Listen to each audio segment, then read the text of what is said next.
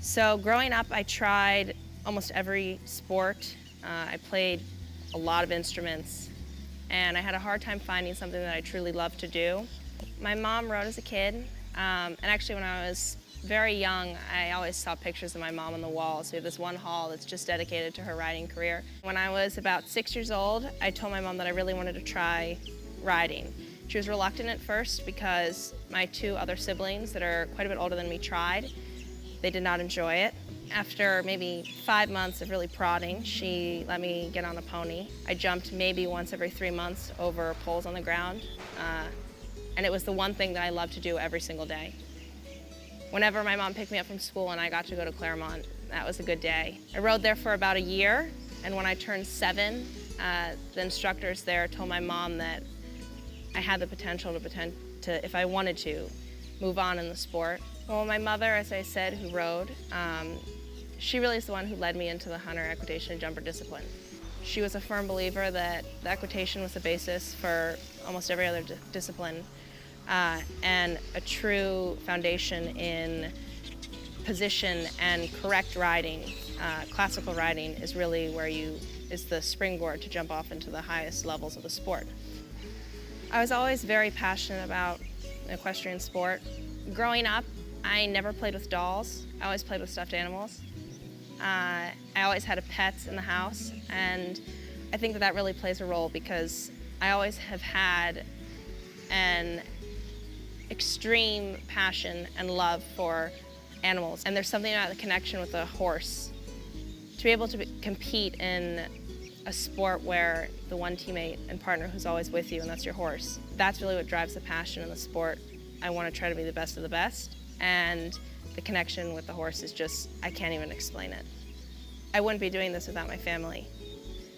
I'm very, very fortunate to have the opportunities that I do because my family is able to supply me with horses. I mean, growing up, my bedtime stories were books by the greats in our sport. So I am lucky to say that I have a foundation of horses for my family, but also support that I could have never asked for it.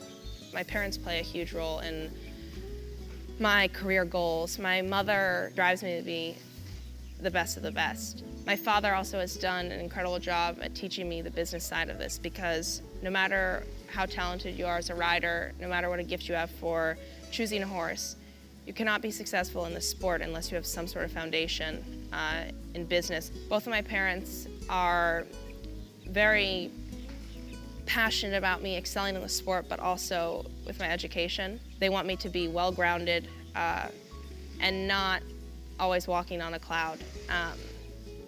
So outside of my family, for sure, Andre Dignelli and Patricia Griffith both have done they've done such an incredible job at teaching me about the sport from a professional standpoint, considering that both of them are professionals in the sport and both of them are very successful. And they're two people that I do idolize. The accomplishments that I'm most proud of, I would say, there's two that I would have to mention. The first would be winning the USHJA International Hunter Derby Finals. I won that when I was 13 years old. It was a professionally dominated field.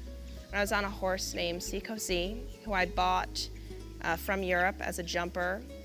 I don't think anyone could honestly say they expected me to win. I for sure can't say that I expected to win it. So that was an incredible event for me. Another award would be one that I won this year, which was Junior Equestrian of the Year. I feel like that is an extremely honored and coveted award to have won because it stretches across all the disciplines. It's not just the hunter-jumper world. And for that award, I've been nominated actually 2 years ago. And then I was nominated again this year and I won. And I feel like that is the type of award because you cannot win it just in the ring. You win that award throughout the year from all aspects of the sport, which is really where I feel like the foundation of the sport comes from. It's not just about show riding, it's not just about training riding. It's about every aspect of the sport, whether it's on the ground, whether it's training, whether you're discussing with your trainer or even interviews like this. I was extremely excited to receive that award and honored to be included in that list of recipients. Balancing school and riding, especially at this level, has been one of the biggest challenges I've had to face. For sure, when I go back to school after long trips at horse shows, I've missed out on a lot, but for me it's worth it. There are sacrifices that I've made. For sure, I'm not the kid that's going to the school parties. I don't have a boyfriend, and I dream to go to the Olympics. I dream to go to the World Equestrian Games. I dream to jump the biggest courses in the world and do so successfully. I want, as much as you could want, to emulate some of our top riders in America today. I want to truly be able to say that I have embraced the American style. I want to be an ambassador for the sport.